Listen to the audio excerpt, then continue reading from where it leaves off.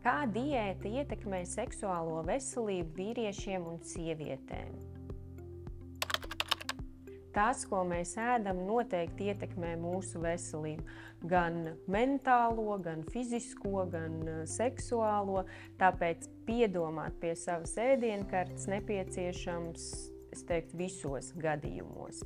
Ja mēs konkrēti runājam par seksuālo veselību, būtu svarīgi, lai jūsu uzturā ir pietiekams minerālvielu daudzums, lai tajā būtu cinks, lai tajā būtu magnīs, lai būtu dzels.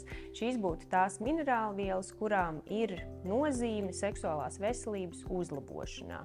Tāpat būtu nepieciešams pavērot, vai jūsu uzturā ir arī omega-3 taukskābes un citi vērtīgi tauku avoti.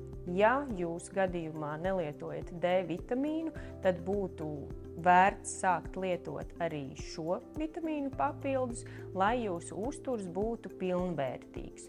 Un, ja mēs skatāmies uz ēdienkarti kopumā, tad tajā noteikti ir jābūt dārzeņiem, augļiem, pākšaugiem, produktiem, kas satur šķiedrvielas, kas satur antioksidantus un vitamīnus.